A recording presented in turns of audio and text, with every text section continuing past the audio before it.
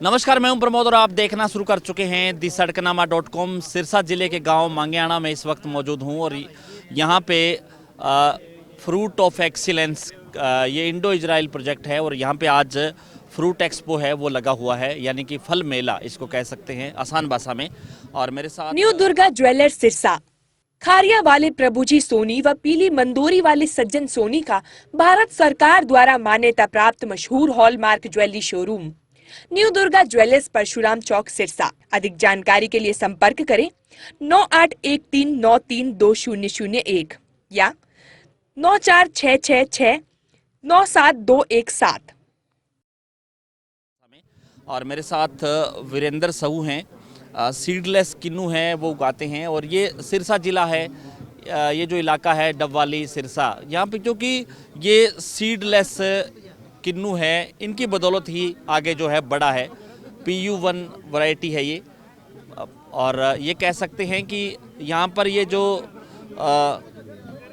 इस इलाके के अंदर जो है मान लो काफ़ी संख्या में जो है किन्नू के बाग हैं, वो हालांकि पहले से ही लगे हुए थे, लेकिन अब सीडलेस एक जो वैरायटी आई है उसने किसानों की जो है किस्मत ही और दुनिया ही बदल दी है, इसको ये कहेंगे। क्योंकि इसमें किन्नू में बीज नहीं है और इसके जूस में भी कड़वापन नहीं होगा, यानी कि और पूरी तरह से। और आज इस मेले में प्रदर्शनी लगाई गई है। वीरेंद्र, क्या कुछ कहेंगे सीडलेस को लेकर के? हालांकि साधारण किन्नू है वो भी आपने यहाँ पे डिस्प्ले किया हुआ है और दूसरा सीडलेस भी। जी प्रमोद भाई, पहले तो मैं आपका धन्यवाद करना चाहूँगा चैनल तेज का, जो आप आए हैं किसानों की बात को सुनने के लिए। और ये जो आप सामने देख रहे हैं, जिस सीडलेस की आप बात कर रहे हैं, तो सीडलेस में फ़र्क आप देख सकते हैं। जैसे पहले वाला जो किन्नू था, इसमें 20, 22, 24 और 40 तक भी बीज मैं कह सकता हूँ सीड थे। और अब जो आपको मैं दिखा रहा हूँ, बिल्कुल ये आपके सामने है, ये जो अंतर बिल्कुल सामने है आपके। ये जो एक भाग है सीड से भरा हुआ है और दूसरे में आप देख सकते हैं बिल्कुल सीड नहीं है। तो मैं कह सकता हूँ कि किन्नू की दुनिया में, सिट्रस की दुनिया में एक किस्म की क्रांति है, नई क्रांति है। और अपने किसान को हम जो ये डेमोस्ट्रेशन हमारा लगाने का मकसद ये था कि किसानों को इसके रूबरू किया जाए कि ताकि वो अच्छी वैरायटियाँ लगाकर अपना पैसा कमा सकता है। किसान जैसे आज जो ट्रेडिशन पुरानी जो खेतियाँ हैं उनमें बहुत खर्चा होता है, उसके बाद में आमदनी होती है। जैसे ये अपना कॉटन बेल्ट है मेजर, और आप देख सकते हैं 2-3 साल से लगातार गुंडी का बहुत प्रकोप है। और यहाँ तक है कि जिसका MSP है, MSP से भी बहुत नीचे बिक रहा है। और दूसरी तरफ हमारा जो सिट्रस है, एक तो पानी और पानी की जो कमी हो रही है लगातार, अच्छे पानी की, जैसे नहरी पानी हम कह सकते हैं, ये बहुत ही कम पानी में होने वाली वैरायटियाँ हैं। और ड्रिप से तो इसका बहुत ही शानदार तरीके से रिजल्ट है। ड्रिप इरिगेशन से आप 4 क्विंटल तक भी किन्नू की फ्रूटिंग ले सकते हैं, 4 क्विंटल एक पौधे पर ले सकते हैं। और ये आप 11वें महीने से लेकर 11वां, 12वां, पहला, दूसरा, तीसरे महीने तक, यानी 5-6 महीने तक इसकी हार्वेस्टिंग कर सकते हैं। इसकी शेल्फ लाइफ ज़्यादा है। और जैसे इसी के अलावा जैसे माल्टा है, इससे पहले आप माल्टा की भी जूस की वैरायटी है, माल्टा भी लगा सकते हैं। तो किसान अच्छा पैसा इसमें कमा सकता है। यानी कि आप पहले बता रहे थे कि ये रेड ब्लड माल्टा है, दूसरा जाफा है, डेजी है। ये इनकी जो फसल देने की जो प्रक्रिया है, यानी कि सितंबर से शुरू हो जाती है, फिर आगे से आगे चलता रहता है। आगे से चलता रहता है, क्योंकि ये जो जैसे मैं डेजी की बात कर रहा था, जो रेड ब्लड माल्टा की बात कर रहा हूँ, जाफा, ये जो वैरायटी है जूस वाली वैरायटियाँ हैं। ये सितंबर में किसान को पक्के मतलब पैसा दे सकती हैं, जो 2-2.5 महीने उनको पैसा आएगा। उसके बाद में किन्नू शुरू होता है जो तीसरे महीने तक चलता है। अब तो वैक्सीन प्लांट भी लग गए अपने एरिया में, तो उससे क्या है, इसकी लाइफ 1 महीने और बढ़ गई। तो किसान को बदलाव जरूर करना चाहिए। और हरियाणा सरकार तो बहुत पैसा दे रही है, 1 एकड़ पर 43,500 रुपये दे रही है सिर्फ बागवानी के लिए। तो और मैं तो पढ़े लिखे युवाओं को कहना चाहता हूँ कि वो इसमें आएँ, खेती किसानी को बदलें। जो बुजुर्गों ने हमें ज़मीनें दी थी, उन ज़मीनों को हम क्या दे के जा रहे हैं वो देखना है। आज पानी बहुत बड़ी समस्या है। जैसे आप मैं धान की बात मैं करूं, 1 kg धान को पैदा करने के लिए जो साइंटिफिक जो हमारे साइंटिस्ट कहते हैं 4000 लीटर पानी लगता है।